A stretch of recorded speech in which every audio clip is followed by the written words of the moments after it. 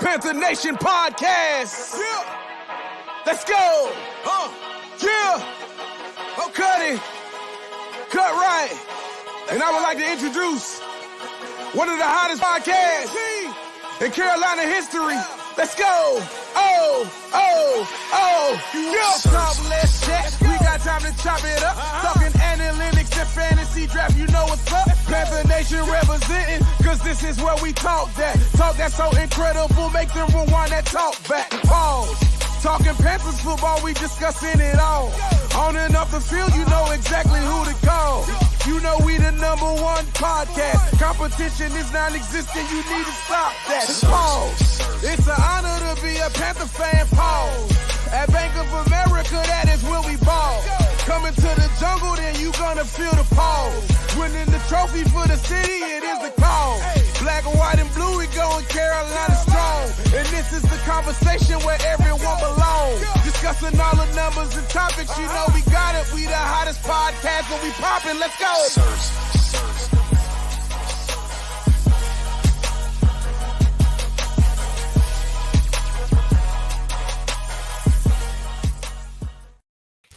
Yo, what's good? What's popping with the people? What's popping with the population? Dave is back. Welcome back, Dave. First of all, it was kind of weird with actually last week. We got it done, but it was kind of weird.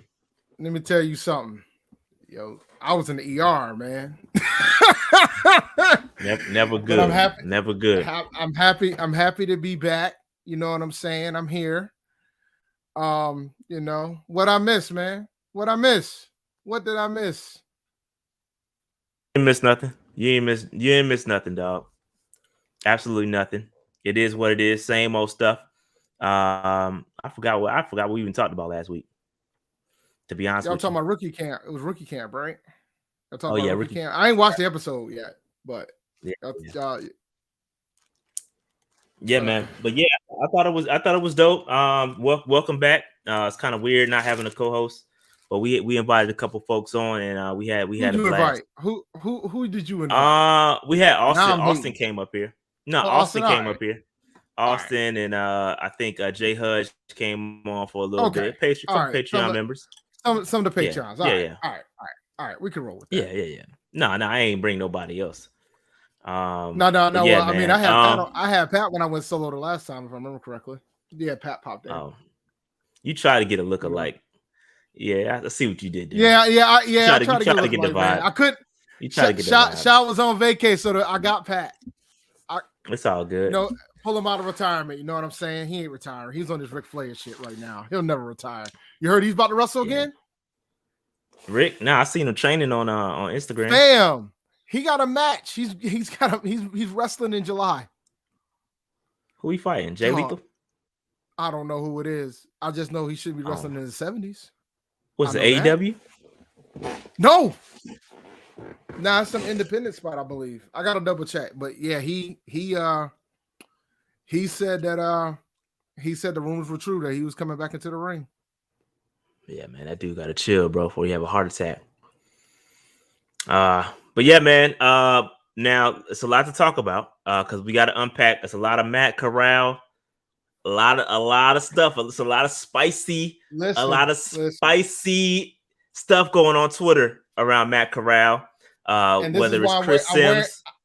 I'm wearing this jersey for a reason, my brother. I'm wearing this jersey for a reason. Because let me explain something to you guys. If Matt Corral, and we can get into it, we'll get into details of this, but I'm just going to throw this hot take out there in the atmosphere. But now I'll just throw this out there for you. If Matt Corral is starting week 1, somebody needs to be fired immediately. I don't want to wait. And it don't even have to be Matt Rule, but somebody has to be fired.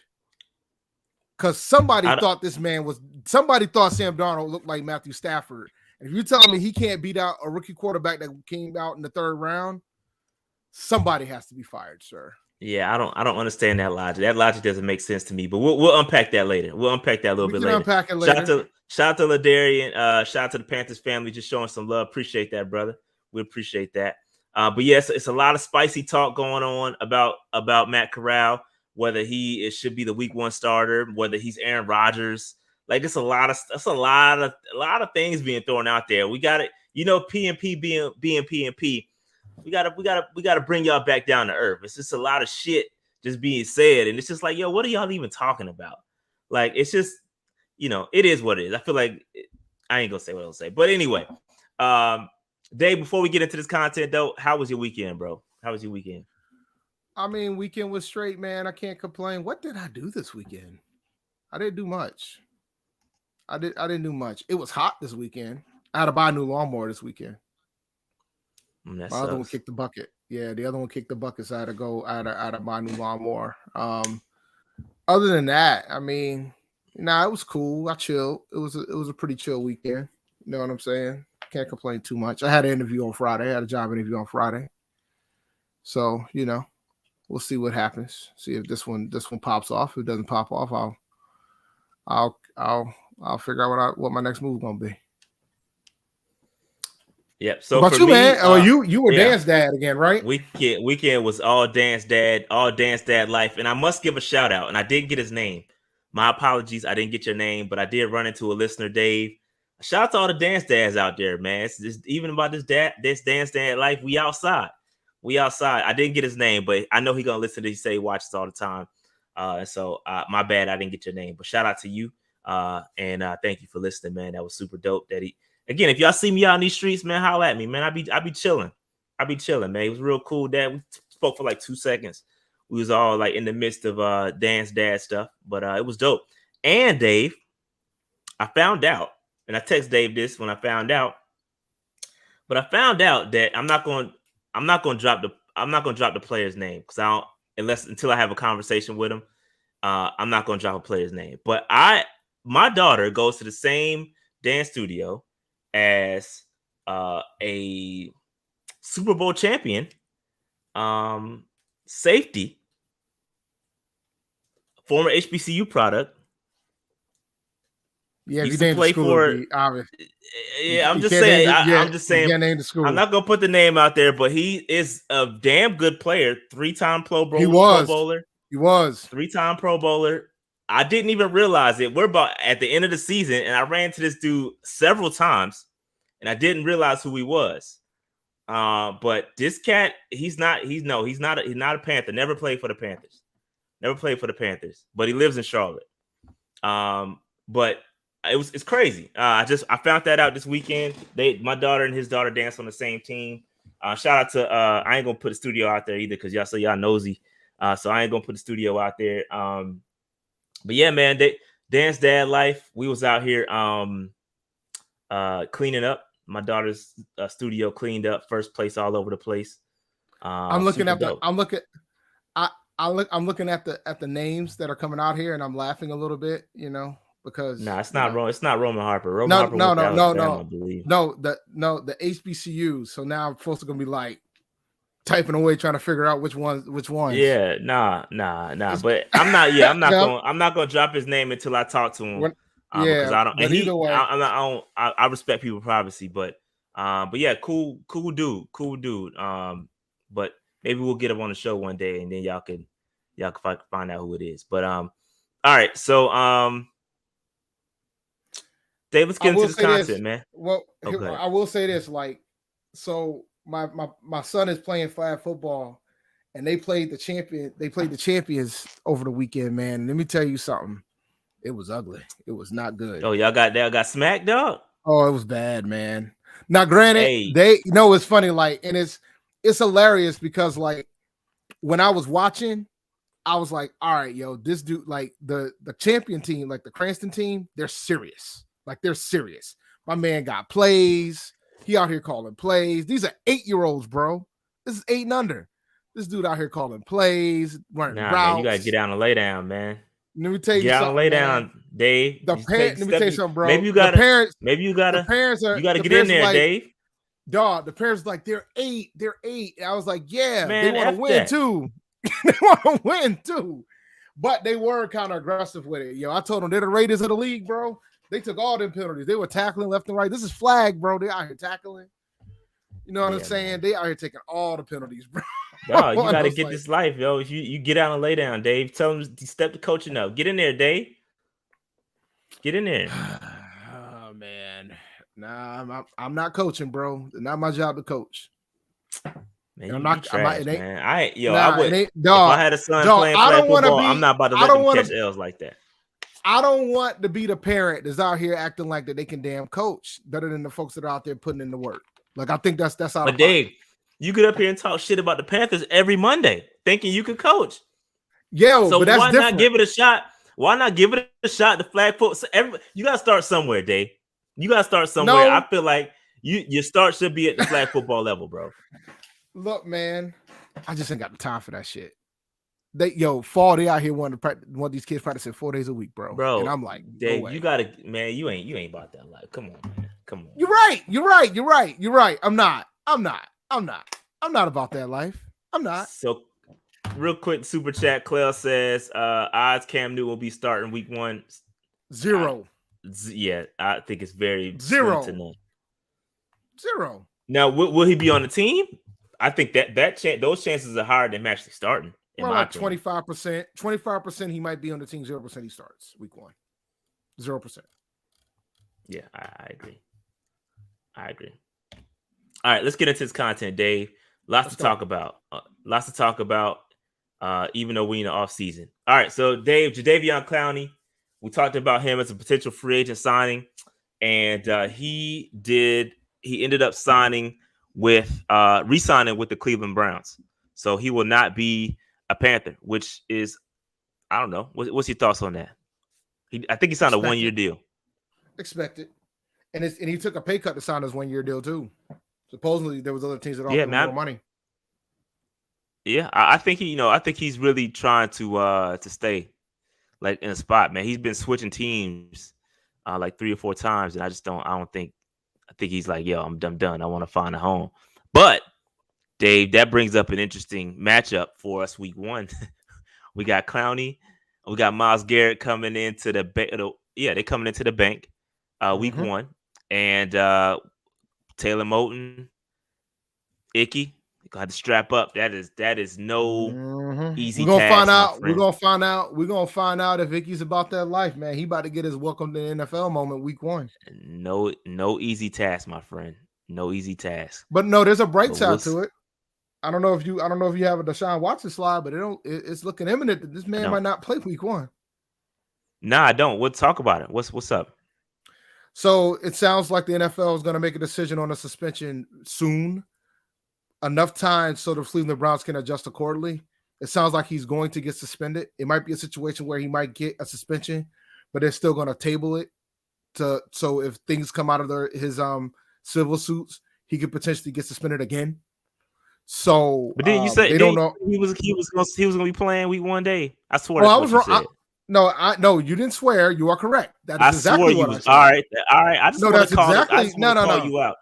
No, you just casually said because you just casually came up here and said he gonna be he gonna get suspended. Like you wasn't all along. He was about to start week 1. That's where your energy was. Because I felt like the NFL was going to wait till some of this stuff's going to get cleared before they did something. A lot of these things ain't going to get cleared till next year. So that's why I felt the way that I felt. But the tune's changing. It's the moment when I saw they said they were meeting with Watson. I said, oh, they are going to do this. So it's looking like it's going to happen. And it ain't going to help that a couple of the alleged victims will be on Real Sports tomorrow with Brian Gumbo on HBO. Bro, they got it, man. I think he's going to get suspended off public perception more than anything else. It's going to be based off conduct, even without the civil cases being cleared. So that's why it's probably going to be a situation where they're going to suspend him a couple games, and then they're going to wait and see this thing go. And if the thing's ugly at the end of it, they're going to probably suspend him again. He might get suspended twice. So they might suspend him like, hey, you put yourself into this situation type of ordeal. And then they're going to probably, once everything's done, I could see him losing games in the 2022 season and the 2023 season. So he's probably going to get 4 to 6 games this first round, though. And he'll probably appeal it down. But it doesn't look like it's a safe bet he's not playing for Carolina since we got him week 1. I don't see it going down to no games. So what you're saying is we can win week 1. Is that what you're saying? You think we can beat Jacoby Brissett? Yeah. Okay. Yeah, I think so. So wait. Better question. You think our run defense is gonna be good enough to show up to stop Chubb and Hunt? Because that's the question of the day. More than anything else. I think we'll start hot because I think you got some new pieces. There's no film on these guys. Secondary's back. I feel like they will. You didn't answer my question. Some guys you didn't slipping. answer my question. So you, what? I'm gonna ask you again. You just press me. Go ahead. I did press you. Press. All right. Fair enough. Pause on that, man. All right. Pause. You didn't have. Pause. Absolutely pause. Do you think we can stop Nick Chubb and Kareem Hunt? Slow down. No. Stop. Now. We're not. No, we ain't gonna be stop. No. Not good, stop. Man. We're gonna slow them down though. Slow them down enough for us to win the game. Yeah, Slowing down. Under 100 yards. Under 100 yards. That would be a stop. That would be a stop. If we can combine, that would be a stop. Nah, that's a tough sell, bro. Under 100 yards combined is tough. That's tough. All I'm saying is, I don't know, man. Especially if Jacoby. Last year, week 1, we played the Jets. You know what I'm saying? We know what they're gonna do. Like even if Deshaun Watson was starting, we know what they're gonna do. They're gonna pound the rock. Like we know what they're gonna do. I don't think I think Watson or Jacoby. The only difference between the two is that you're not scared of Jacoby slanging it, but we gotta be able to start. Shout out to Jake, man. No respect. Jake straight up said, y'all run defense is trash. We're gonna run all over y'all. No respect, dog. It's all good. So I get it. So if you come, I would say the question. If I wasn't, if you come out of retirement, no. Here's the question. Now I'll hit it home for you. If you came out of retirement for fantasy and you drafted Nick Chubb, you playing him week 1?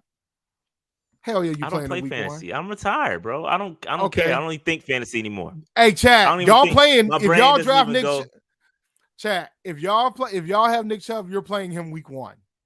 Let's keep it a buck. My brain don't even think fantasy no more, bro. Fantasy mode off. Fantasy mode off.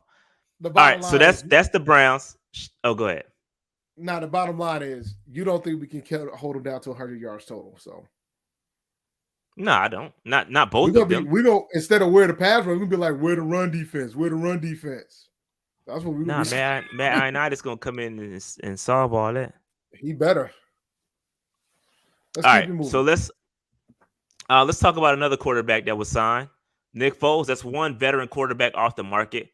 And I just wanted to put this out because I thought this was a little important because we talk about wanting to sign a veteran quarterback. I mean, why did we kick the tires on Foles, man? That would have been a cheap option. I think if we're serious about bringing in a veteran presence, why was Foles not considered? All I'm going to say is this, bro. Shit, I think he would have been solid. Only thing I'm going to say about the Foles situation is this, bro. I said we should have picked him up on waivers. I said that. I said his contract isn't that big of a deal. We can get this man on waivers and call it a damn day. I don't know what the hell we were thinking and why we didn't get him. I don't understand. Yeah, me either. I don't get it either. But I did want to put this out there because he just got signed today. He was out on the market for the whole time, and now he's signed. But I thought, like I said, if they were thinking about bringing in a veteran quarterback of the options available, I thought he fit right in with those guys, with a Baker Mayfield and a Jimmy Garoppolo. Like he should be mentioned with those names. Again, he's not a world beater, but I mean, I would have taken Nick Foles over those other two guys. I'm sorry, I would have. So if you talk about being serious about bringing in a veteran presence, I just don't understand why he wasn't considered, especially with the RPO system. I think he can run that. I don't know. I don't understand why we didn't pick him up on waivers. As soon as we didn't pick him up on waivers, I knew he wasn't coming. I don't understand. Somebody's got to explain to me why they didn't do it. And it couldn't be because of the cap number. Nah, his cap was super low. And now he would have been he's free agent, so we didn't pick him up on waivers, so we could have negotiated a super low salary for him. And it would have been very cap friendly instead of us trying to break the bank for another bum. So we out here trying to pay $18.9 million for Baker Mayfield. Well, the word on the street was that they were trying, but during the draft they were trying to get him, get Baker Yeah. Mayfield, But they but didn't want to pay that full cap hit. the Browns the Browns didn't want to take the bulk of the salary, which makes sense for them. Makes sense for both sides playing. This is why it did work, because both sides have their reasoning, right? We don't want to pay him as that much, and they don't want to pay the bulk of his salary like that. They probably just, well, they're gonna have to pay it if they don't cut him, they're gonna have to, or just keep him. They're gonna pay him 18. That money's guaranteed. So either way, they could have saved a little bit of money by cutting him, but not cutting him, but paying some of the salary.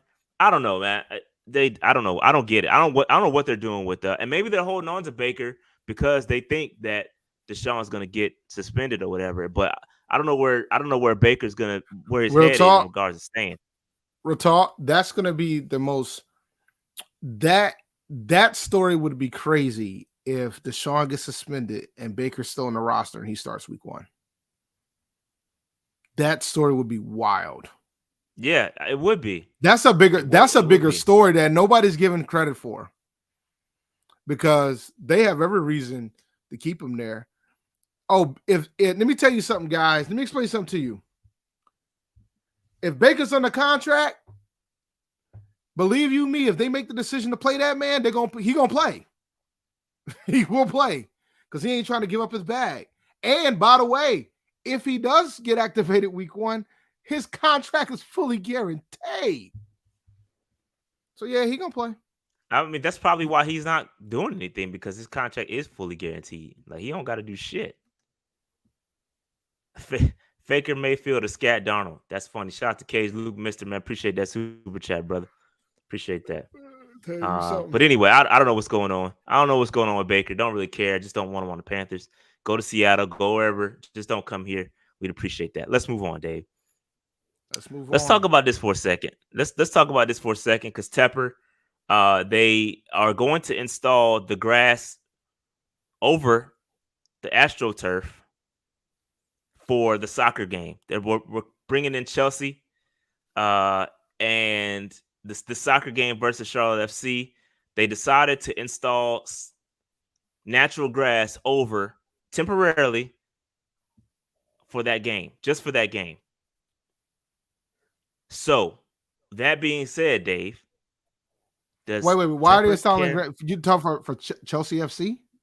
Chelsea FC is playing Charlotte FC for the exhibition game, and they're putting the natural grass they're installing natural grass just for that game.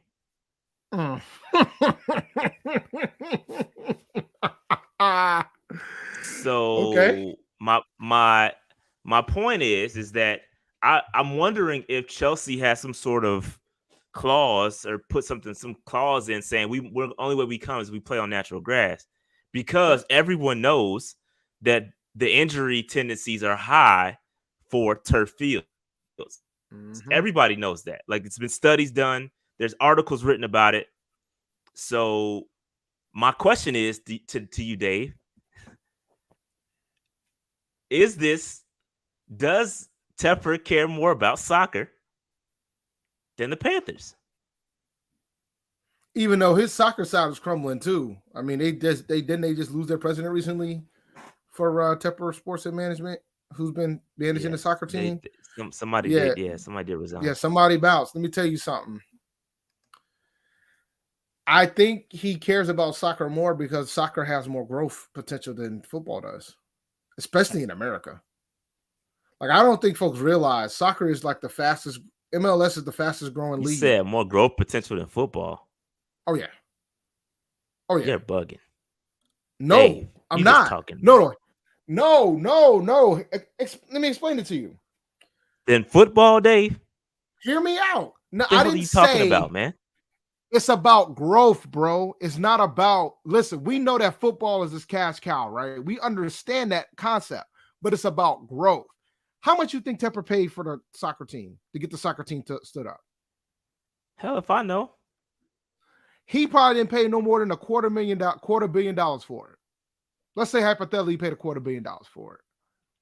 The growth rate that soccer is that's going at right now, that franchise could be worth more than $1 billion in less than 10 years. But growth growth, it will never match. Never. No, Match but what you gotta. football is doing. No, I I understand the didn't growth. see. I understand the growth. I understand the growth concept. I get that. I get that. Growth, I get it. I understand it. I'm a business dude. I get exactly what you're saying. You But the understand? cash Okay. cow is always going to be football. No, I That's the understand that. breadwinner. No, but my point is, for football, you might get like 4 or 5% growth, 6% growth on a year-to-year basis, right? You don't It's need gonna growth be if you already in the Billies. You already there. You don't need to grow. What you mean? when You when even when he bought the Panthers, this already like double value already. the Panthers worth $4 billion now. It's not No. 4, but it's up there. It's not 4. It's not. It ain't 4. I'm talking. I know now you're Dave. talking. It's not 4. Yes, you. It's not. You got jokes. It's not 4. It's not 4, No, but it's it not grew. 4. But it grew. It's growing at a consistent rate than other football franchises have grown. But when you talk about a league that is growing, that's like growing. MLS is growing, and they're gaining a base. It is. It is. So, I agree. and they're not done. Yeah, they got more. There's more trajectory for MLS. There's more places for it to go to end up being higher than what they're ranked right now. They're probably like 4th or 5th. They're gonna pass. They might have already passed NHL, and they're gonna pass baseball. They're going to pass baseball. And I know you guys think they're not going to pass baseball, but they are going to pass baseball. And they're going to be a stronger international presence in the sport. That's why they're out here throwing the natural grass on in front of the damn turf for Chelsea. Okay, so Glenn, shout out. He came in here with the what's that? Euros or No, pounds? that's the I don't know what pounds, that brother. sounded. It's the pounds. My bad, bro. It might be the he pounds. said it's because Could be euros. English football, they are only allowed to play on grass due to if they get injured, it financially affects the league. For instance, Manchester United will lose ticket sales if Ronaldo gets injured. I thought he played for Juventus, but yeah, Juventus. My bad. Yeah, but yeah, yeah. No, I agree. But the thing I agree is, with what you're saying. I agree with what you're saying, though. You know what the biggest selling sports game is for EA? What's that? FIFA. Yeah, but yeah. Well, not gonna be FIFA no more. Well, it ain't gonna be EA no more either, and they're panicking because they don't have the license anymore. EA lost the license to FIFA. So my point is that my bad. Soccer has so shows how much I know. Ronaldo went back to United. My bad. Soccer has a bigger growth potential than any sport. Football is king. I'm not like American football in the United States is king. Yeah, but soccer's got always be in America, probably the biggest threat. I didn't want to turn this into a soccer versus football discussion. But back to the discussion point, dog. Yes, soccer. But the answer is yes. Soccer is a priority for him. Soccer's priority for him. And I said this in Twitter. I said this on Twitter a few weeks ago, and folks went at my neck. But I could see a scenario where soccer stays here and football goes somewhere else. It's not. If he don't get what he wants, it's not going to happen, bro. Hey, Dave be capping. Yo, your cap is at an all-time high, bro. No, you is capping, dog. Dave, you are capping. We'll see what happens when it's time to get a new stadium built. You are capping. You know what it is. You know what it is, bro. You know what it is, man. All right. You're like owners can't have different teams in different cities, man. You tripping. You act like owners can't have different teams in different cities. Let's move on, Dave, because you capping. All right, so we announced joint practices with the New England Patriots, Dave. So we're going up there to New England before I think we played in week 2 of the preseason. And so, Dave, are you going to these practices? What's the dates? I'm gonna have to try to make sure I get up there for those. Let me see if I can pull the dates for you. I was not prepared. My bad.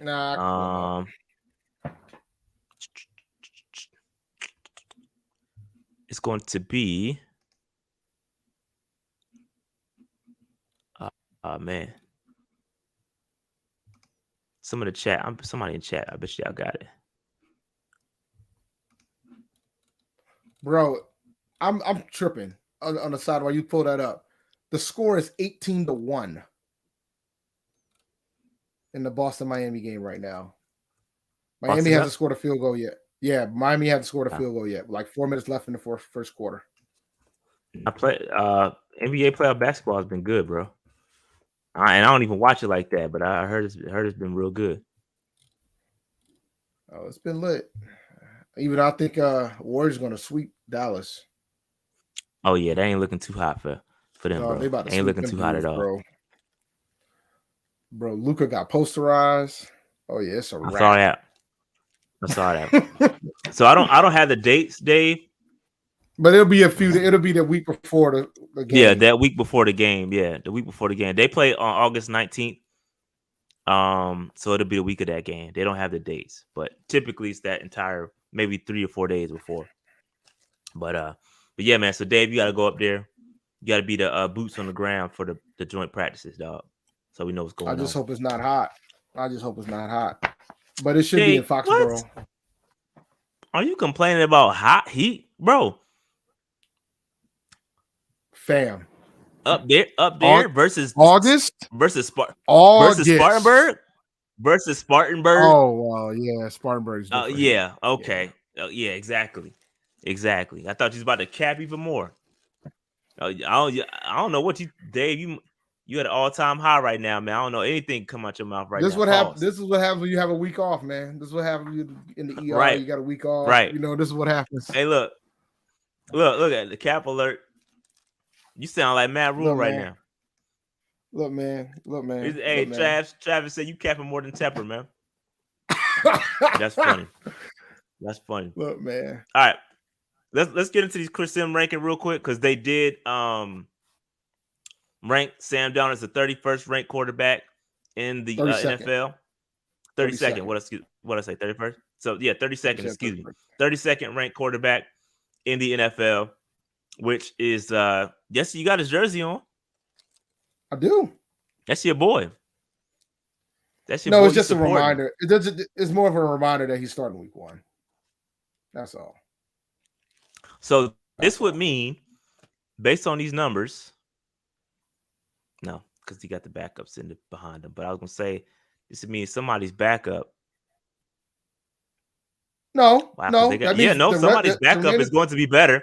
Yeah, somebody's backup is going to be better than Sam Darnold because both Seattle quarterbacks are here. Drew Lock and Geno. Yeah, it's true. Yeah. So somebody's backup is going to be better than Oh no! But what about Jimmy Garoppolo? Yeah, Jimmy G. Okay, there you go. There it is. Trey Lance, there it is right there. So Trey Lance is better than Sam Darnold, which I would agree with that. But yeah, Chris Sims. I thought this was interesting, which leads into a very good point. Oh, go ahead. Teddy Bridgewater, 38. That's rough. Injuries, Teddy, man. Injuries, dog. But yeah, man. So Chris Sims, this is his rankings. Pay attention. I think he's dropping them like throughout the every week. So keep an eye on that. I think he's released these last week, and so that speaks as to why the Panthers, Dave, are so low on ESPN Power Rankings. I want to get your thoughts quickly on this because I dropped a video about it, but I want to get your thoughts on this joint. When you're a 5-11 team and you did not bring in a veteran quarterback like you said you're going to bring in a veteran quarterback, you didn't trade for Baker, you didn't trade for Jimmy Garoppolo like the media expected you to do, this is where you sit. You sit at 32. When you look at the draft, while I feel like they did fix some things early in the draft, like you drafted a left tackle, you drafted a quarterback, everybody else are pretty much developmental type players.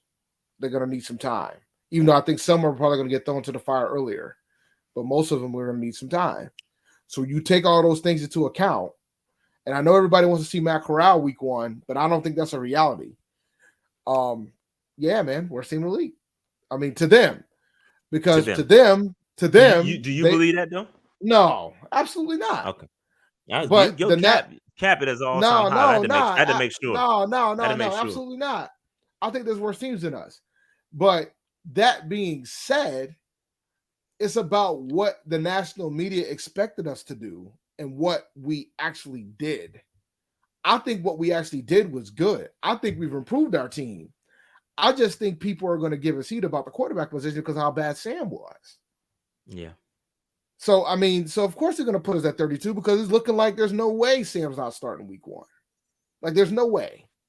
That's what it's looking like. Well, Yeah, hold that thought on Sam. But yeah, he's the media. Listen, we've always been disrespected by the media. That's what most of the comments were saying, which is right. Like we've always been disrespected by the national media. Even when we were 15 and 0, whatever we were, the 13 and 0, we're the worst undefeated team ever. Like it's always some cap with us, and they never give us the respect. So I'm hoping, and again, I understand where they're coming from, but as a fan, I think we know like the ins and outs of our squad, so we know we're not the worst team in the league. We're not, and I can see how they think that though. But you know who from an outside perspective. Do you know who was the most disrespectful team? When you think about it from a scheduler's perspective,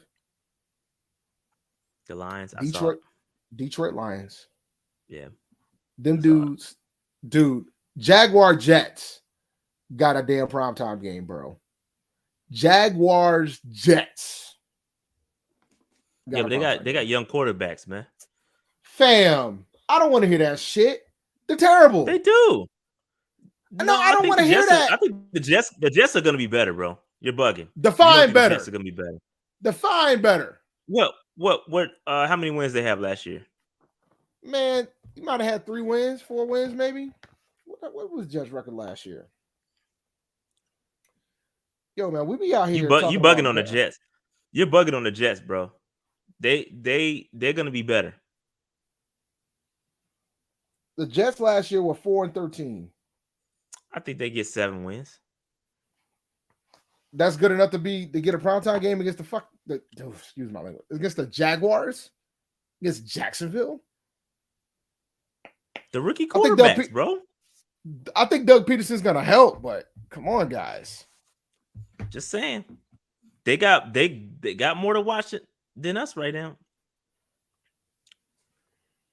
We got more talent. We got more talent you're giving us credit for, man.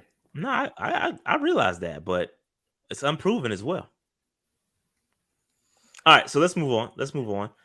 Again, this is just kind of piggybacking on some of the stuff as far as how bad we're gonna be.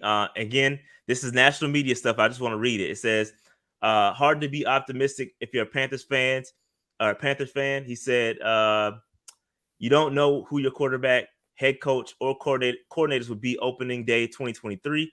You're not sure if any of those men are in-house.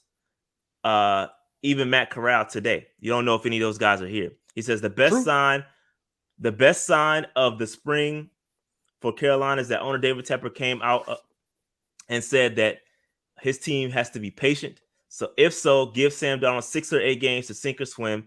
If he fails, give the rest of the year to Corral. I wouldn't import Baker Mayfield unless I was confident he had a good chance of being the quarterback of the future. How do you figure that? What to pay him? I'm clueless. He said, and then in regards to a couple other teams, he said, of all the teams on this list, the Panthers have the best chance at getting the highest pick. He adds, he said, I'd be surprised if they're not picking in the top 5, maybe top 1. The Panthers have their own picks in each round. It's likely they'll want to see a lot of rookie Matt Corral if their season isn't going down the toilet. Is going down the toilet. So I think what you gotta see, like the fan base don't get it. Everybody that wants to start Matt Corral week 1 doesn't understand that is not a good look. They're gonna want to see what Matt Corral has.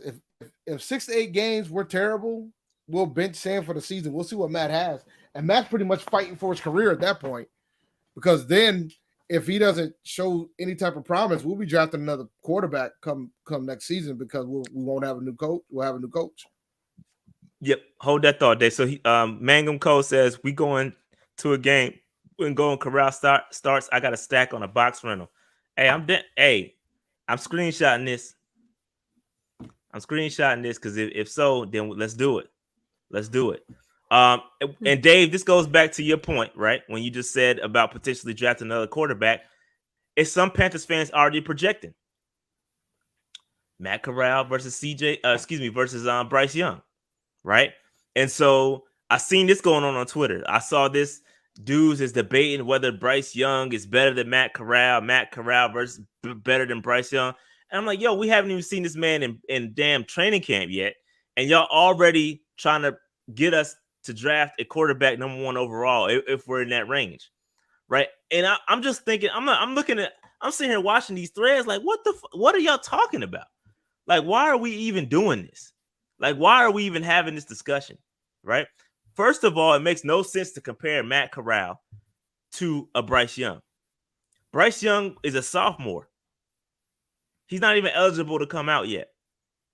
He has an entire year to improve his game. What y'all don't want to do, what no Panthers fan wants to do, if you want to even make a comparison, compare their sophomore years. Go back and compare Matt Corral's sophomore year to Bryce Young's sophomore year. And Matt Corral, and I'm just keeping it a buck. I'm keeping it a buck. You can say what you want. Yo, Matt Corral was not good his sophomore year, bro. He wasn't. He was a turnover machine. So why are we even doing this? Corral came back. He went back to school junior year, and he got better, which is what you're supposed to do. But people don't think Bryce Young can improve as well. I think it's just dumb to even entertain. Like, that's just dumb. Like, I don't even understand why we even doing this. We are out here already saying that Corral's not our guy before we even know if he's our guy. It's the most hilarious. We didn't take a snap yet, bro. And they already trying to, like, you got a portion of the fan base is rocking with Corral. Yeah, let's rock with him. Like, I don't even want to, like, why are we even talking about this, bro? Like, it doesn't even make sense. Carl Van says Eli Matador is better than Golden Corral for El Matador. El Matador. Okay, got you. My bad. I said Eli. My bad. El Matador. I don't know. That's kind of trash. I think both are kind of trash. We could do better. But appreciate the super chat. I think both of those are trash. Yeah, man, we be out here. Look, man. I think this fan base needs to decide what they truly want for the 2022 season. If you want us to go get Bryce Young, then that means you want the coach fired, which is what I think a lot of the fan base wants. But you also don't want Matt Corral to get an opportunity, because he damn sure is not going to get an opportunity to excel if we're to the point where we're at the number 1, if we're projected to get the number 1 overall pick next season. Like, you have to decide what you want. Like, I'm gonna be honest, man. I have no interest in sitting through a 3-14 season. I don't. I have no interest in it. I want us to be competitive. I want us to win some games. I do. Like, the fan in me isn't going to allow anything otherwise. Yeah. I don't want to be in this discussion. Yeah, I think it's stupid to have this discussion in May. Like, we haven't even seen this dude even play, and y'all already want to compare Bryce Young and go after Bryce Young or CJ Stroud. It just doesn't make any sense. But I think it's dumb. Was the fan base like this when we drafted Jimmy Clausen?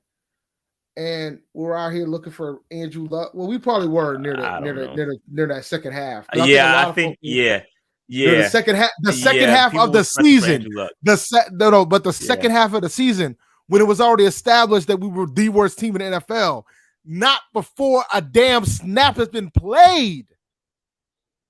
Like, if we're in like the second half of the season, then we can have these damn discussions. But let's get to the second half of the season and we're like the worst team in the league, and we're legitimately on track to get the number 1 overall pick. Shout out to Four-Man Rush Panthers Den. Appreciate you, bro. He says Corral was trying to beat Taysom Hill 2.0 2 years ago. Yeah, I mean, yeah. I appreciate that super chat, though, bro. Yeah, I mean, yeah, like I said, if we're going to compare something, go back and compare the sophomore years, bro. Like, it just doesn't make sense to compare these two right now. Let's see what Matt Corral got first, and then let's move on. But all right, let's move on. Shot real quick. Follow us at Panther Nation PC on Twitter, YouTube's, all that good stuff. If you want to join our Patreon, patreon.com/Panther Nation PC. Check that out. And shout out to the new free agent, Thomas Dickerson. Appreciate you. You just signed up, I think a week or so ago. Appreciate all the other free agents. It's a lot of y'all. We appreciate all y'all contributions to the show. Shout out to the franchise guys. We appreciate y'all as well. And shout out to the MVPs, and shout out to Charlton Massey, who was kind of new. He's supported this channel in the past. So we appreciate you coming back and being an MVP. We appreciate that. And it is going to be time for a giveaway very soon. What's real dope is that I'm in the process of buying some PSLs, Dave, and they're going to be club seats. And so, yeah, so these PSLs, Hey, when Dave can't go, they getting cheap. they cheat. For a box seat PSL, I had to too good of a deal. Too good of a deal. It couldn't pass it up. So I had been scouring for a long time, and I saw one that was too good to pass. So I'm about to get them. And what's dope, like I said, Dave, when Dave ain't in town, you might be able to rock with me at a game. MVPs. Y'all know how we did last year. So we'll see. All right. So shout out to the MVP players. Again, we got another MVP giveaway coming up soon as well. All right. So Dave, Underdog Fantasy. Look, man, the NBA playoffs is going on right now, but don't worry, the playoffs isn't over yet. We got game 4 going down tomorrow. We got more games coming for Boston Celtics and the Miami Heat. So even though we are a podcast based on football, there's a lot of other games you can roll with. You got golf, golf's about to end. You got MMA, you got UFC, you got esports. If you're into video games, you can do some esports for Underdog Fantasy. You can just do the pick'ems, where you do the over and under based on points and things of the sort, strikeouts, things of the sort for baseball. And if you get 5 right, you can win 20 times your money. They do a lot of special lines. Like recently, we just had a Tyler Hero. They just had a Tyler Hero special line where all he had to do was score a point, and you pretty much win if you did the over. So once again, shout out to Underdog Fantasy. If you go to underdogfantasy.com and use the code PNP, it really helps out the channel. Once again, underdogfantasy.com, use the code PNP.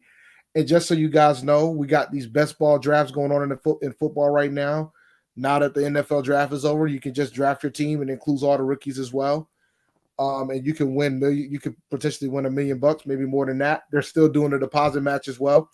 If your first time signing up, they'll match up to $100 of your first deposit. So once again, when you sign up, go to underdogfantasy.com and use the code PNP. Underdog Fantasy, y'all. Yeah, shout out to Underdog Fantasy, man. Great partner. All right. So it's time to get this Matt Corral discussion. Let's jump into this day, because I got some statistics on this nice little table. This is a 10-year history of quarterbacks that have gotten a decent amount of playing time their rookie season, but they were drafted in the second and later rounds, right? So not first round draft picks. These are quarterbacks drafted later. They got an opportunity to start year 1, right? So you see where I'm going with this, Dave? Mm-hmm. So you got guys like Davis Mills, Jalen Hurts, all these guys, when they were named the starter, their record as a starter their rookie year, and kind of where they are. Franchise quarterback, terrible quarterback, decent quarterback, and inconclusive in the for Davis Mills. We don't know enough about him. He was okay, but we don't know enough about him just yet, as he only has 1 year. Truth be told, like the wins don't show it, but statistically, he might have been the best rookie quarterback last year from an efficiency standpoint. His team just wasn't good. I mean, but what about Mac? Mac didn't put up better numbers than Davis.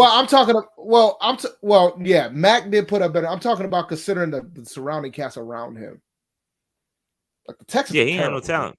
Yeah, he had no talent around him. Yeah, no.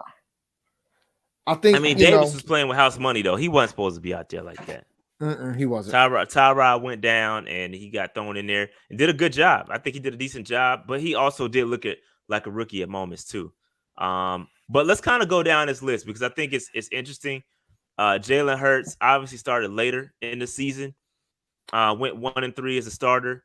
I mean, he turned out to be solid. I mean, they're starting to build around him. He's on a rookie deal.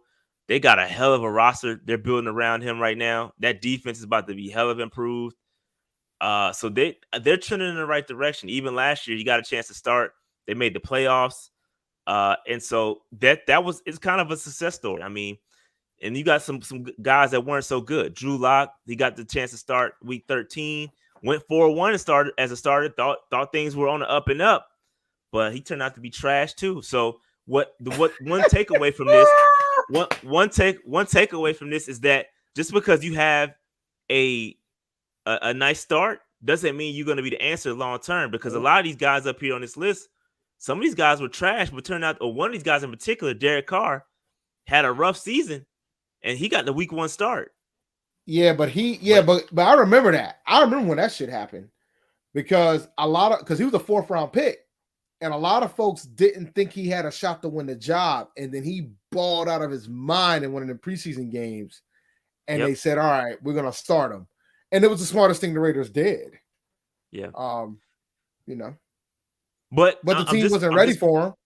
Like the roster wasn't that strong. The roster wasn't ready. Yeah, exactly. But you waste those years. We waste those rookie years, right? When your roster isn't built for a talented guy, like that sucks. You just wasting them. But again, it's kind of going down the list. DeShone Kizer got the week 1 start, was trash, garbage. Dak Prescott, Tony Romo went down. Again, that roster was we'll talk about the context around Dak Prescott and his success, because he went 13-3, but boy, did he have some help, right? And we'll talk about that a little bit later. So he turned out to be a franchise level quarterback. And then Derek Carr, we just talked about him. Mike Glennon got the week 4 start. Not so good, right? Geno Smith was decent as a starter, 8-8, but he's now backing up. He's actually, last time we saw him, he's gonna win a job. He gonna win a job. Right, he could win that job in Seattle. Yeah, he could win that job in Seattle. So I would say, if I could flip that, probably be inconclusive for Geno. He just got a rough start. I know he has some injuries as well. He ain't good. I'm trying to give him the benefit of the doubt. He ain't good, bro. Ain't inconclusive my ass. He ain't good. He'll beat Drew Lock, but he bad too. He ain't good, bro. He's not. He had no business getting drafted where he did. You keep it a buck. Yeah. He had no business getting drafted where he did. Yeah, that's true. So and then you got Russell Wilson, who is everybody, obviously, with the Seattle connection for Scott Fitterer. Everybody wants Matt Corral to be Russell Wilson, right? The parallels are there, right? If you want to draw the parallels, they're there. We can drum up the parallels, right? 3rd round quarterback. You've got a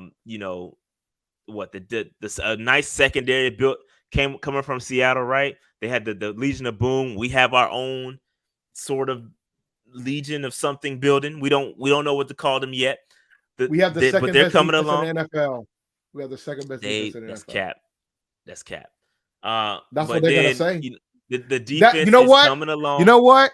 The guys who want Matt Corral starting week 1 thinks we have the second best defense in the NFL, bro. That's the ultimate cap. But carry on. But I'm just, the parallels are there. That's all I'm saying. That everybody wants to paint him Russell Wilson. Everybody wants to paint him a Dak Prescott. But nobody, when they bring up these comparisons, they don't bring up the rest of these guys that sucked. And so that's why I'm here. I'm here to provide you a service, a balance, right? Let's listen to both sides. Let's see both sides of the coin instead of just showing the flashy shit all the time. Like, yeah, Russell Wilson was great, but he also had. We'll talk about that. Well, let's talk about the parallels, right? Let's dive into a little bit deeper, right? Dak Prescott had the number 1 ranked offensive line when he was here. It wasn't, and I'm not trying to take away from their individual talent by any means, because obviously their talent has something their talent plays into it, right? Obviously it does. If they weren't who they were, then obviously the team wouldn't be successful. But boy, did they have some help, right? Offensive line, great offensive line. Run game, Zeke went out of his mind that year, 1,600 yards. Defense was solid. It was serviceable. Sean Lee in his prime, right? So let's not pretend like these quarterbacks just come out here and do it on their own, right? That's not what we doing. He has help. Like, this offensive line was number 1 ranked offensive line in the league for Dak. You remember this year, right, Dave? Mm-hmm. Okay. Zeke like 8, I said, bro.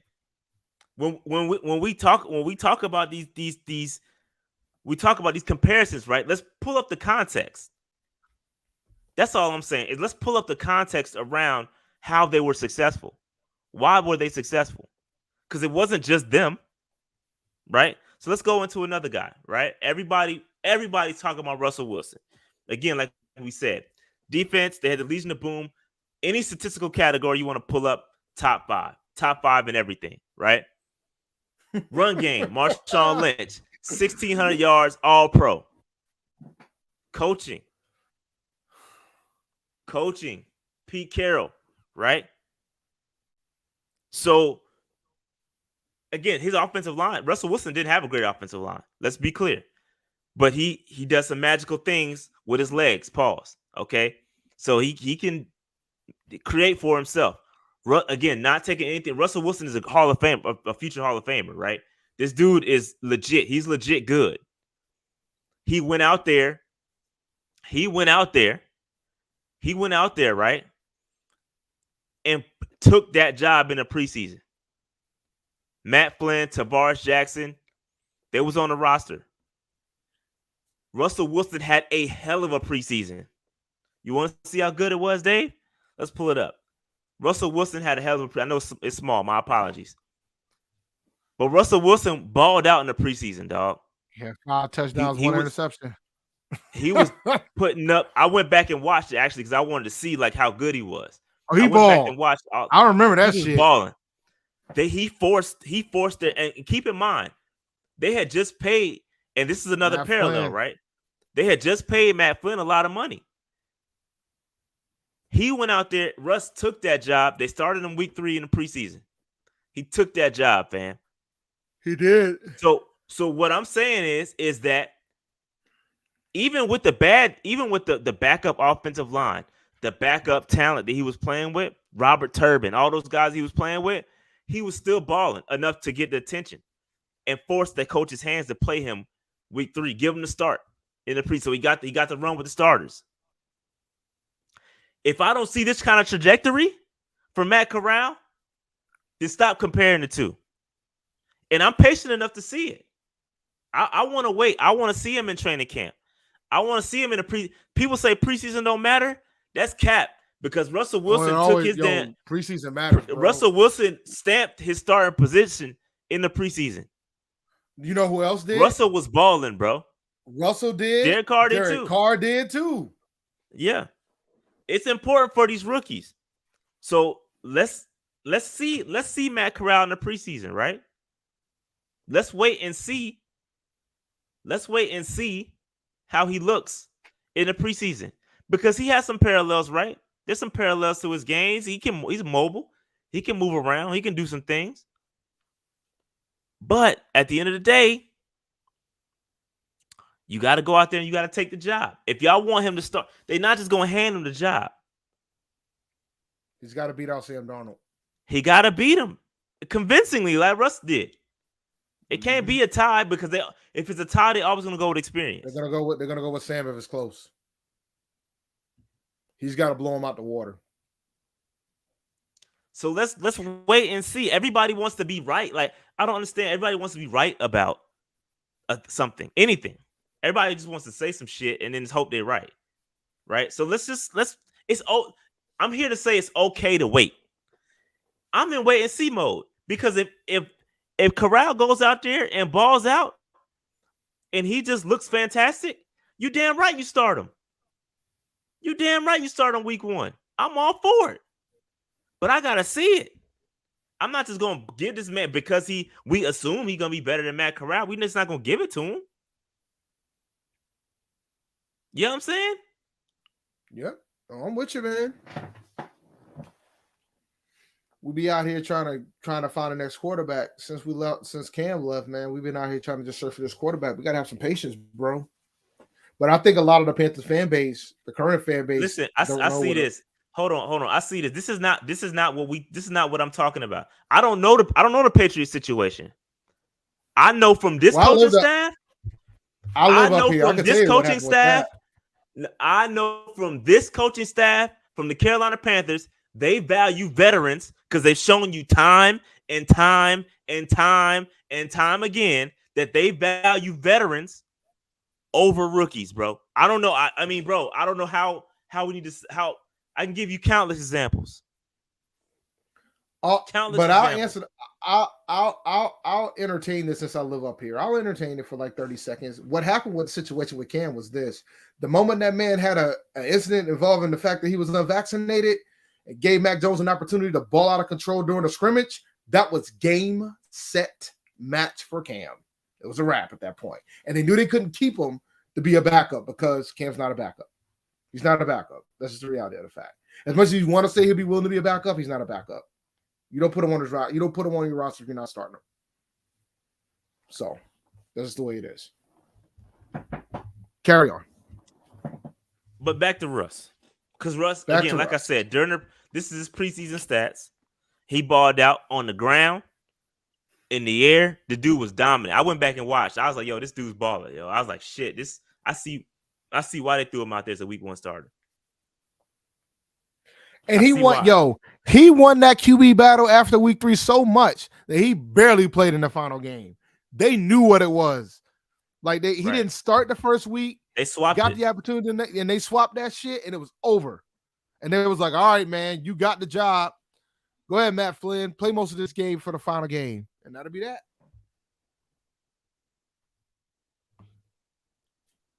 But yeah, everybody's looking for this man to be Russ, and I don't think that's fair to Matt. That's not fair to Corral. It's not fair to draw the compare. Can we have Matt Corral be Matt Corral?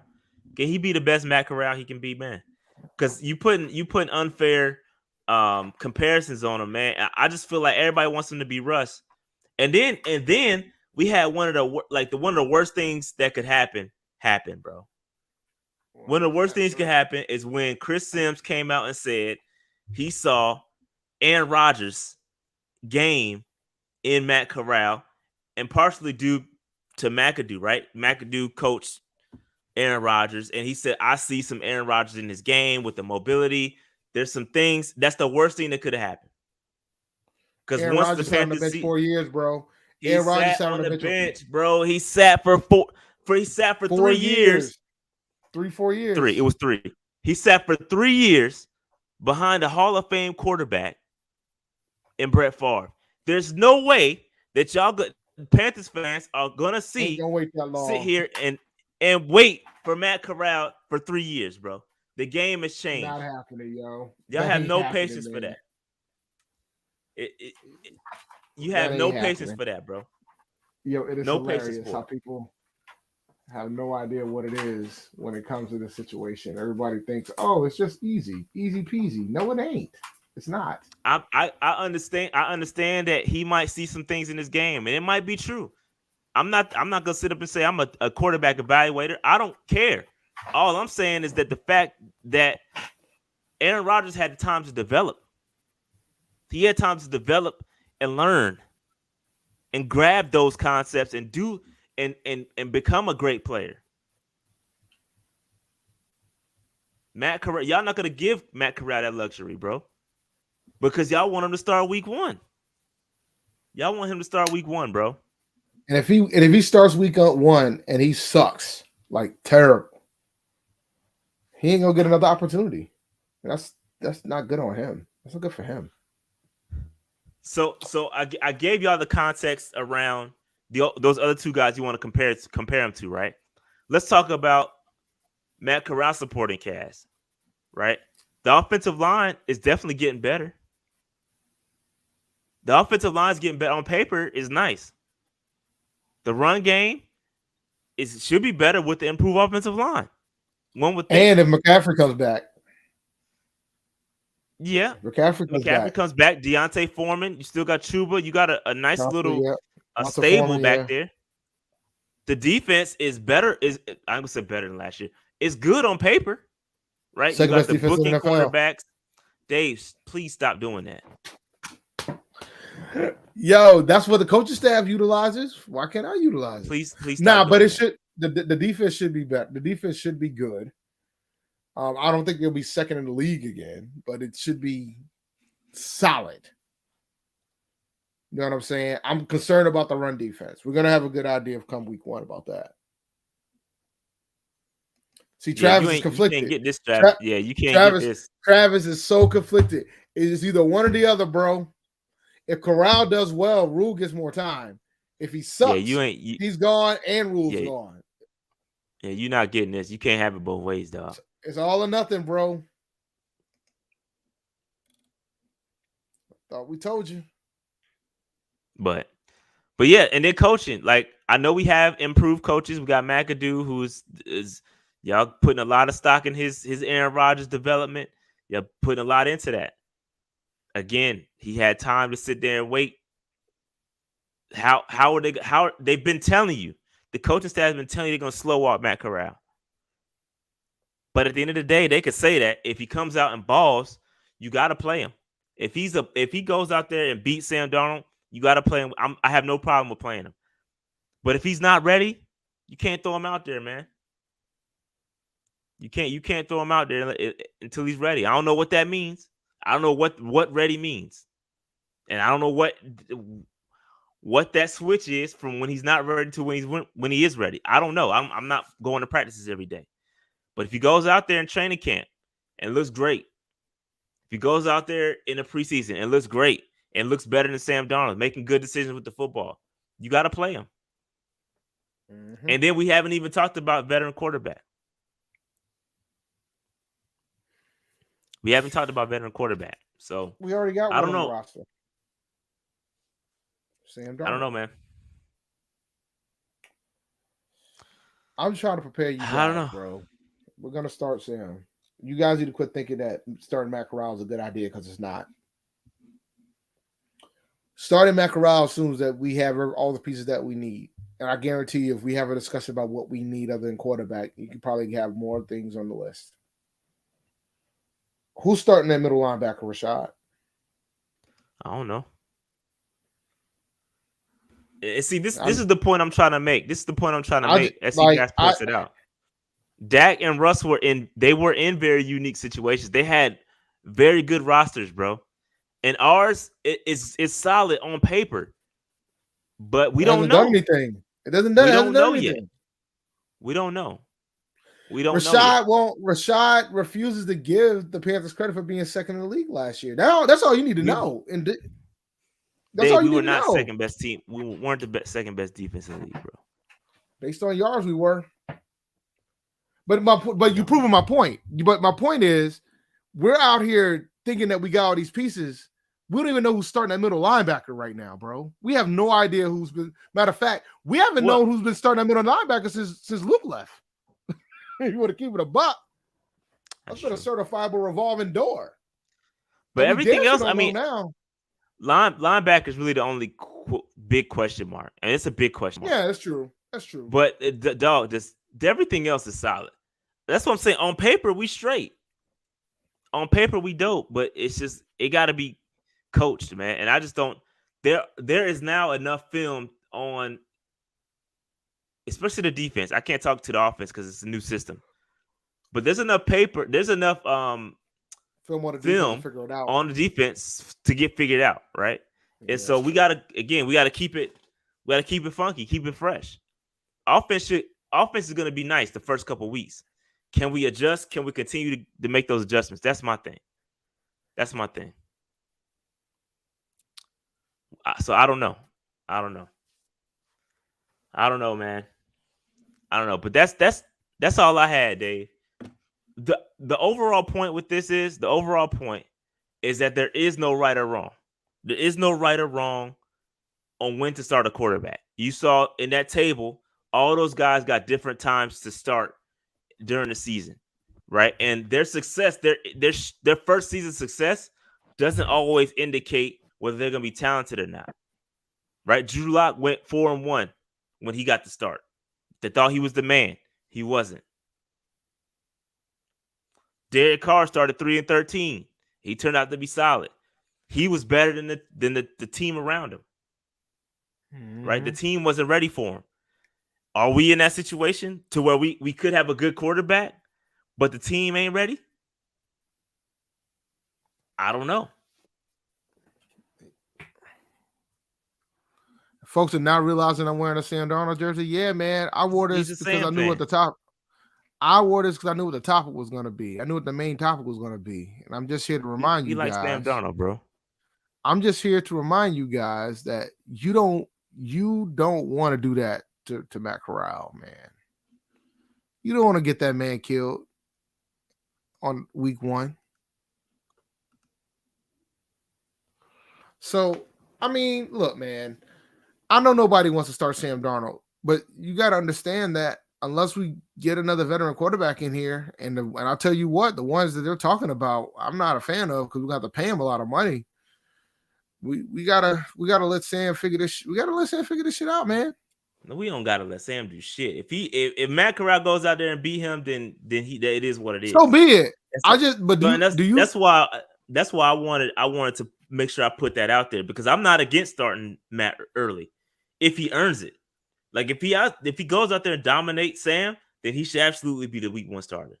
Chances are that the way they're talking is that he has a long way to go, and they're saying they're going to start him. They're going to develop him from the ground up. Their words are, to me, are saying that they're going to sit this man. And I just want to bring up a point in that there's a and this is just quarterbacks in general, not specific to like late second, third round quarterbacks. This is actually a study done by The Ringer about when to start quarterbacks, and this was a study done guys that were benched, like for like long-term guys, like for more than half of the season. Guys like Eli Manning, Jay Cutler, Jared Goff, though they were all benched before they were, full-time starters. It's not pretty names up here. So benching a guy long-term doesn't always equate to long-term success either. You know what I'm saying? Drafting a quarterback, getting a quarterback is the biggest crapshoot in sports. It is. Because it's the biggest crapshoot in sports. Like, you don't know what you got. Everybody's like anticipating all this shit. I've heard a lot of great quarterbacks. I've heard a lot of folks say how great a quarterback is going to be and end up being trash. I think after Drew Lock started 4-1, a lot of folks thought Drew Lock might be the next guy. Now that man might lose to Geno Smith in Seattle. And lost to Teddy Bridgewater. You know what I'm saying? So let's not do this. We don't know yet. Like you think Tom Brady was taken in the 6th round. A lot of teams don't do that. Don't do that. But my point is that it's a crapshoot, bro. Don't bring him up. Don't bring him up. No, but my point is it's a crapshoot, bro. There's great quarterbacks in late in drafts. There's good ones that are number 1 overall picks. There's good ones that are in the 3rd round. There's good ones in the 4th round. You can get a great quarterback anywhere. There's no fixed solution to this shit. That's all I'm saying. They could sit, they could ball, they could sit and ball, they could sit and suck, they could show up and ball, they could show up and suck. You can get it across the board. They could sit half the damn season and be trash. See Jimmy Clausen. They can be good or they can be terrible. But I know this, they got a better chance to be good if you got pieces around them. So we'll see what happens. And Dave sums it up. What Dave just said sums everything up. He's right. There is no right or wrong way to do this. There is no God, because if there was, like, everybody would repeat it. And the facts is that when quarterbacks are drafted number 1 overall, Trevor Lawrence, who else? Zach Wilson. These guys that just went early. You go into trash teams. You have no supporting cast. Mm-hmm.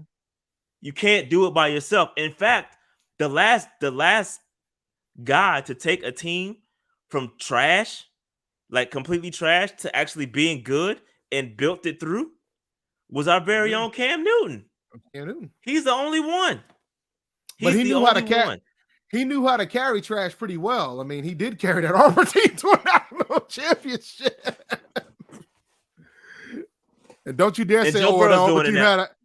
Joe Burrow's doing it right now. He is doing it right now. Cam and Joe Burrow are doing it right now. You're right. Joe Burrow's doing it too. But the prior to him, it was Cam. Joe didn't have to carry the team that Cam had to carry in Auburn. He carried them. How many other players came off that? How many legitimate, really good NFL players came out of that draft that was on that Auburn squad? There weren't many. I mean, Nick Fairley was on that team. Nick Fairley was on that team, right? Nick Fairley was on that team. Nick Fairley. Yeah, but he out the league. Cadillac, he out the league. Cadillac Williams was on that team, and there was another running back that was on that team too. So there weren't too many. Yeah. Now Baker had a supporting cast though. Sure did. Baker had a supporting cast. That's the difference. We talking about teams that draft a quarterback that ain't got shit around them, but then the team actually either the quarterback puts them on their back, or they actually do some supporting. It rarely happens, bro. So we got to stop looking at these quarterbacks like they're just. But the thing is, too, Joe, they're the answer, the Bengals built that team from the Bengals rebuilt the team too. Like, I don't think folks realize that. They like, supported when they got when Joe Burrow. Chase. Yeah, and when Joe Burrow tore his ACL, that put them at the top of the draft again for them to get more pieces to fix their team. Right. Like, I don't think people realize, like, what happened with Cincinnati was they got a chance to load up twice. You know what I'm saying? No, wait. They got a chance to load up 3 times, right? Twice. Because they loaded up rookie year. Yeah, twice. Then Burrow tore his ACL. Got the load up again. Not just the first round picks, though. I mean, if you like the 5th worst team, if you get the 5th or the 6th pick, you get the 5th or the 6th pick for every freaking round. That helps. Yeah. Yeah, man. So, like I said, it rarely happens, man. It rarely. Well, Matthew Stafford is the prime example. That dude was out here in Detroit. Prime example. Yeah, I don't know if he carried him. I don't think he carried a bad team. They were bad. Like, they were bad with him. They were bad a lot. They were bad. He didn't necessarily carry him. They made the playoffs twice? I think they made the playoffs twice with Matthew Stafford. And then in the 2000s, he also had arguably the best wide receiver in the NFL. He had Megatron, but he had no run game. He had no run game. Then he removes himself and goes to a team with some talent and wins a damn Super Bowl. That's how it is, man. These quarterbacks can't do it by themselves, man. That's why I don't look to Matt Corral to be the savior, bro. Like, if everything else around him, and I've been saying that. This is what I've been saying. If you go back, I did this joint when we had Teddy Bridgewater. I said I did a 3-year build plan where I put a video out. I said, this is how we should draft. We should draft offensive linemen. We should draft this. We should draft that. And then we get our quarterback. Right? And we didn't do that. We instead of we panicked, went out and get Sam Darnold. Because if we'd have done it right, we would have had Teddy Bridgewater starting last year with a top drafted offensive lineman or whatever. And then this year, our quarterback that we would have drafted, even if we would have drafted a quarterback, you could have started him this year and it would have been better. But it's just crazy, bro. It's just crazy, man. It's crazy, man. It's crazy what we doing, man. Be out here giving shit away. It's all good, man. It's all good. Yep, Slater. I want a Slater bad, bro. But we got Icky. So I hate doing that hindsight thing. I hate doing the hindsight thing, but it is what it is. We got Icky. We good, man. We got a left tackle this year.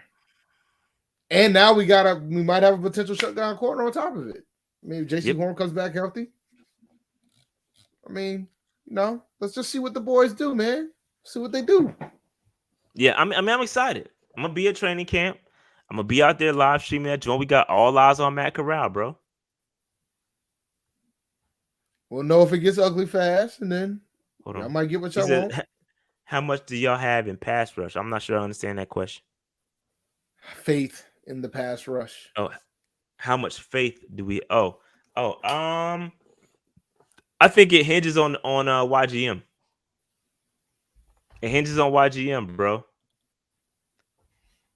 It hinges on YGM. His development is key. If he can develop a decent pass, he's good against the run. But if he can develop a pass rush, that's when he got to turn the corner.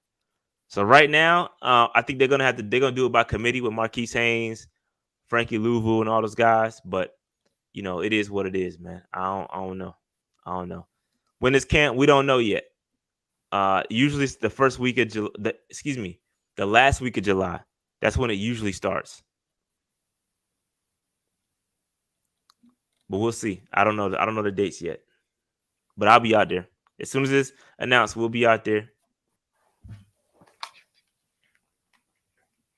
Yeah, I'm definitely going to take some time off to see if I can get down there for the Patriots camp at least. So I can at least check out the joint practices. I think that'll be dope. Yeah, this is Paul. This is a good point. He says, what do first round quarterbacks James Winston, Marcus Mariota, Jared Goff, Carson Wentz, Baker Mayfield all have in common? I don't know. One of them's not a bust. I can tell you that. Maybe two. Oh, they all switched teams. Yeah, they all did switch teams, didn't they? Except for one. Dang. Well, that one's going to happen soon. Yeah, it's about to. Yeah, it's a good point. He says, Tavita says this staff has yet to set up any QB to succeed. He's right. I mean, they're trying now. They put forth some effort, right, with this offensive line. The offensive line helps. Well, they're doing that. They're doing that. You always gotta. I mean, I know we don't want to go back about revisionist history, but you should always try to look at what the other quarterback, what the other former head coaches did, right? Like Seifert inherited Kerry Collins, and then, then eventually Berline to Winky. And then you had your guy Fox, who kind of played the veteran quarterback game until he ran into Jake Delhomme. And then you got Rivera that kind of like him and Cam were in sync with each other. Tied to the hip. And now you got Rule out here switching quarterbacks every damn season. This is the first time he actually going to have the same quarterback 2 years. Well, I mean, this is third season. He might not. He might start somebody else. He will. PJ been here since he been here. Yeah, but PJ can't beat none of these guys in a camp battle. We gonna see. But he might finally get to start the same quarterback 2 years in World Week 1. So we'll see. We shall see. It's gonna get interesting, man. I know what the fan base wants. They don't want to see Sam Darnold start in the uniform again. But you can't force Matt Corral out there for the sake of that. No, though. You can't. Matt Corral got to go out there and beat him, bro. PJ's undefeated. Yeah, get out of here with that. I mean, the only time I support, he is, but yeah, 2 games, sure.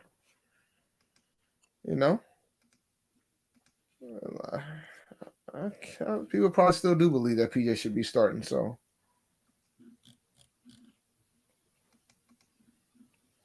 all right. Anything else we got to talk about? Any other topics? Man.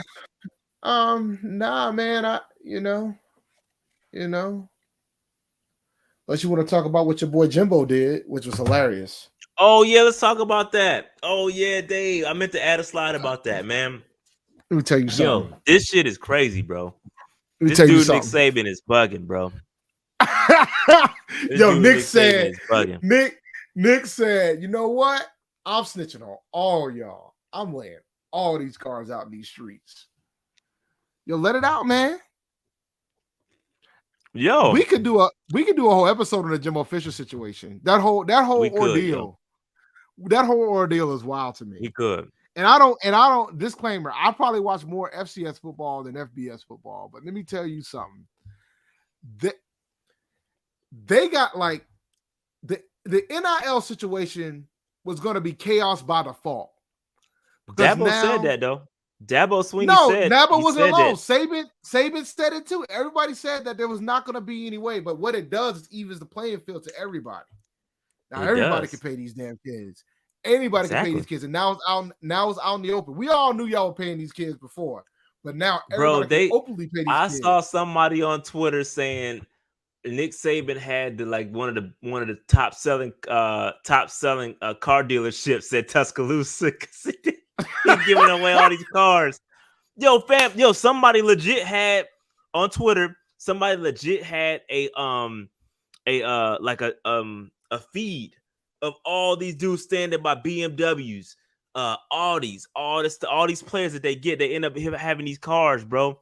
And I'm like, yo, what are y'all like? Okay, so now it's out in the open. You know what I'm saying? Just because you can't have your way, now you want to cry about it. Like, fam, nah. Yo, if that's what they doing and it's within the rules, they ain't breaking no laws, then shut the hell up. Get down and lay down. Yo, I'm sure y'all got $1 billion of boosters. Yo, go buy you some players. You've already been doing it. Yo, shout out to Bomani Jones, yo. He did a segment on this situation, and he talked about how like there's some colleges that's got to pay these players for them to come. Like they were talking about like towns in like these conferences. Yeah, Alabama. No, not even that. He was talking about like he was talking about like College Station, right? He was like, College Station isn't exactly a place where people that look like me want to go. So you have to be paying these players for them to go there.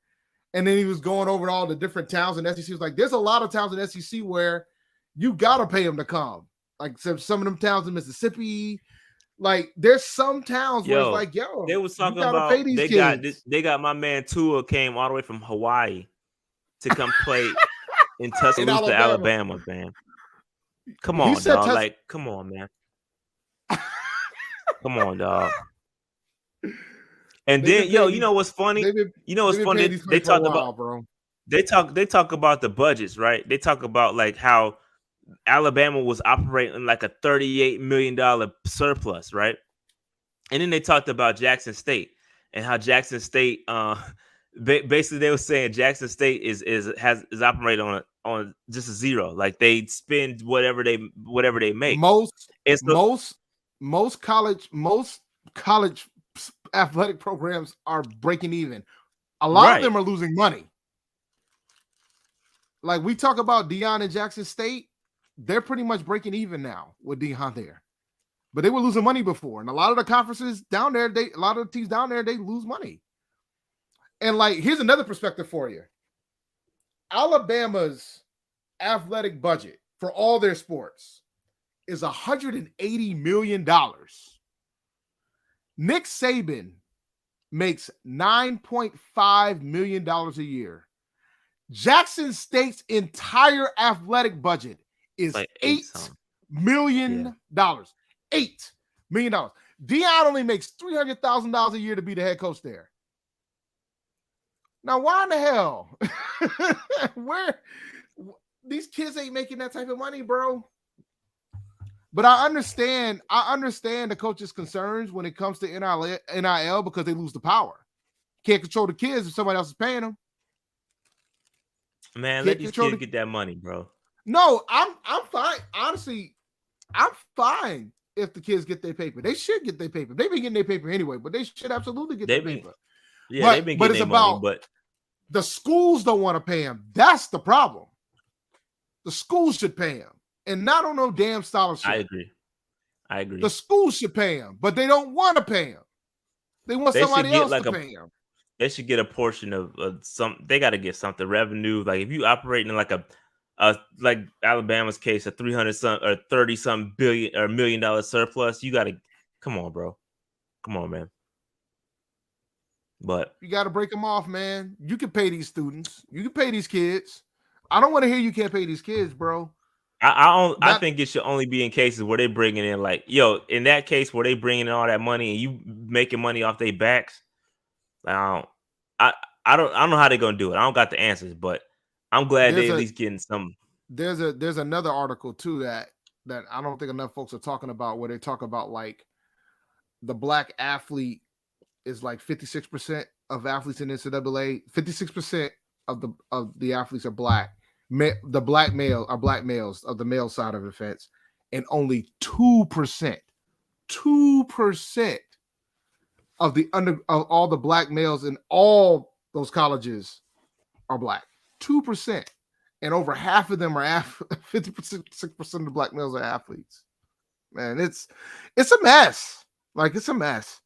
But I think the players should get paid, and I think the concern is about the non-revenue sports. But a lot of those kids are getting the money too. They getting NILs too. Like the young lady from UConn, she got like a pretty big NIL. There's some other players that play non-revenue sports that are getting NILs. Travis State's getting paid when I play baseball at State. They all getting paid, man, bro. That money. Get that money, dog. Get that money. Everybody got paid one way or another, man. Even down to small schools, some of them were getting bread, bro. Yeah, get that money. You got to think about it, man. Like you can't tell me it's like miracles for some of these kids from where they come from to make the decision to go to some of these towns that are where these colleges are at. Like you can convince somebody to go to Atlanta. You know what I'm saying? You can convince somebody to go to Charlotte. But when you start talking about some of these towns that I've never heard of in my life, like a Tuscaloosa or like where Auburn's at, like, dog, you can't convince me that, yeah, I really want to go there. But yo, I thought Jimbo was about to put his hands on Nick, bro. Yeah, I thought I was Jimbo gonna say going back to Jimbo, man. I appreciate Jimbo for keeping it a buck. And see the thing about it though, and the people, like all the people that were kind of going or like ride with Saban don't understand that, yo, Jimbo always been a great recruiter, fam. He always been a good recruiter. Even at Florida State, the dude was bringing in some talent. He's been a great recruiter. Now this NIL thing he's just taking advantage of the rules. What's the problem?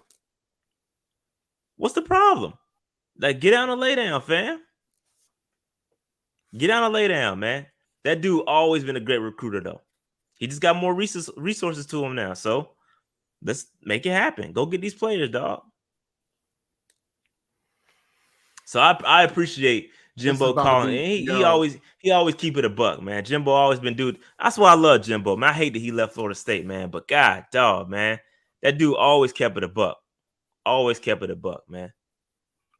Saban out here complaining in front of his boosters. He out here begging for money. He's like, "Yo, man, everybody else is paying for these players. Y'all gotta pay for these players that ain't too." That ain't the right way to do it, yo. You could have made a broad statement instead of calling out specific names and shit. That wasn't cool. That wasn't cool. I think ultimately the problem that you're gonna have is that everybody's gonna be able to do what they want to do. And recently, I don't know if you've seen this article about the commissioner of the SEC is saying that there might be already some fractures within the conference about how they're handling the NIL situation.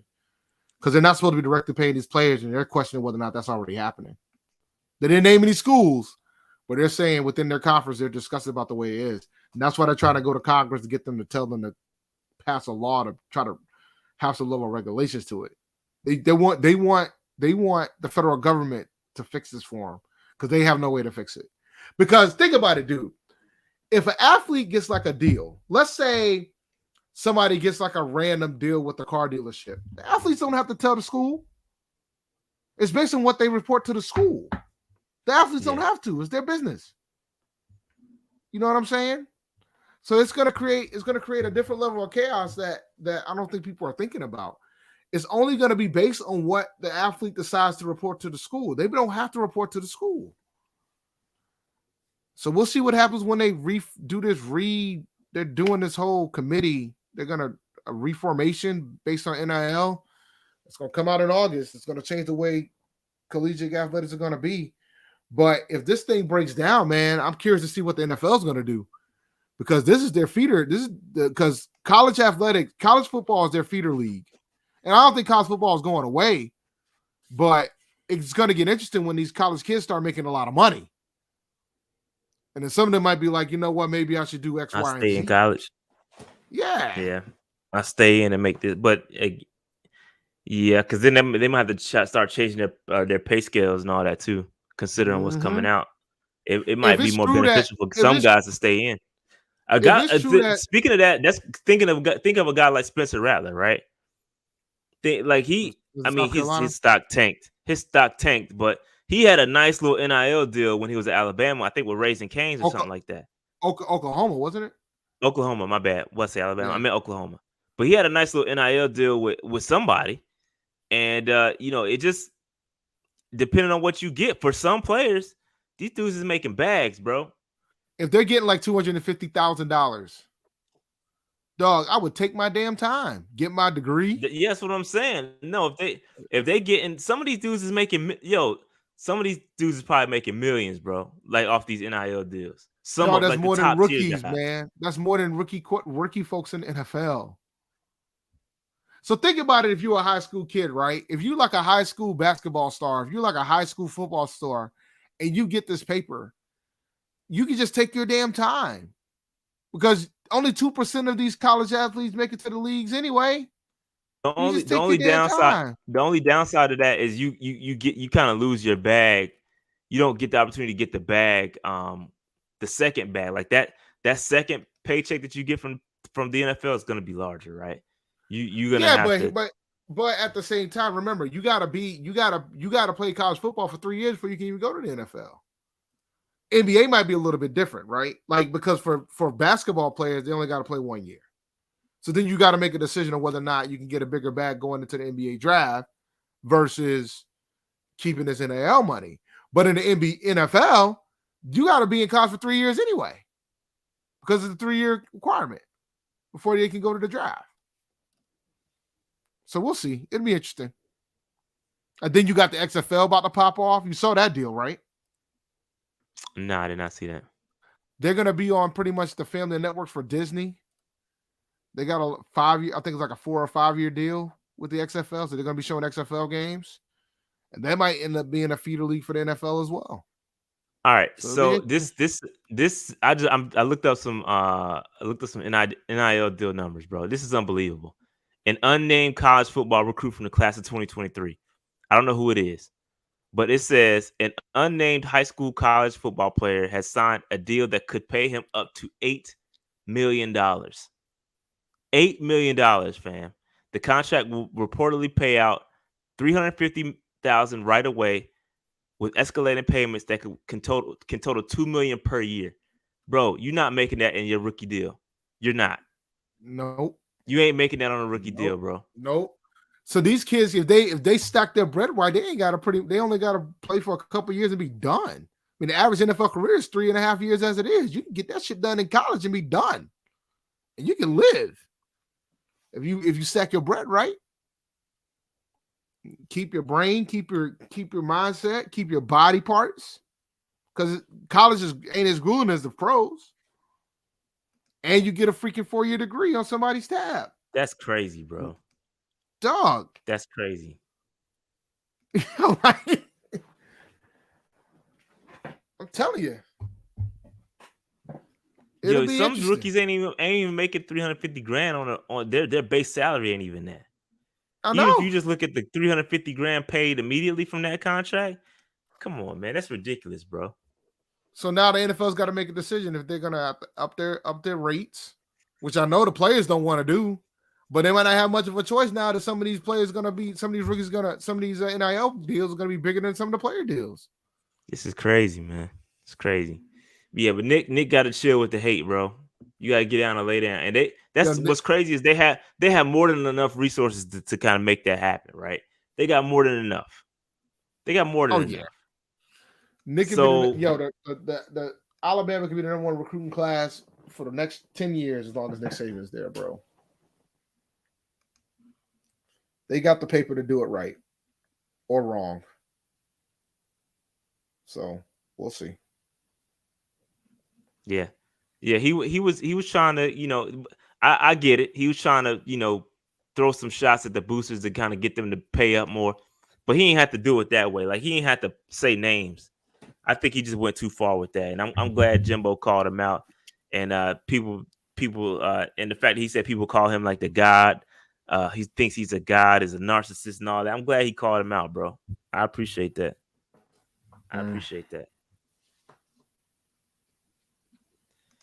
He didn't have to do that, especially Jackson State too, and Deion. That was way too far, bro. You don't do that.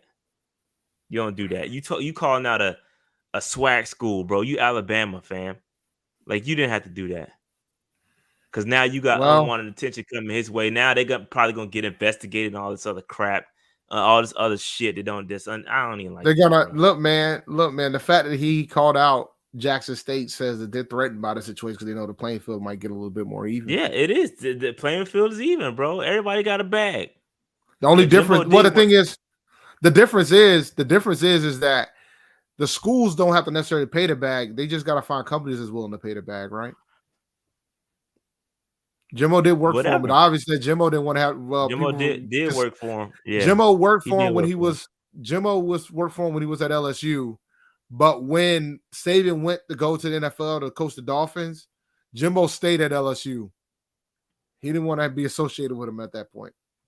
And then he ended up at Florida State, and then he ended up. Where's that at Texas A&M behind right now? the great Bobby Bowden. Yeah, he gives Bobby way more credit about how he learned things than he He loved Bobby, man. He loved Bobby. But yeah, man. All right, Dave. Let's go ahead and shut this thing out. We ain't got nothing else, man. No, man. Nah, we gave y'all the internet. We gave y'all the NIL. Look, this shit's about to I'm glad you blow brought up. that up. Blow I'm glad you up, brought that bro. up because I forgot about it. All this money everywhere. Hey, everybody getting paid, man. It's all good. Let these kids get their money, man. I got there's layers to it because you got to think about all the non-revenue athletes. But as long as they have the opportunity to make some money, that's what it boils down to. These students should have been getting paid all the money that they bring to college athletics. They should have been getting paid.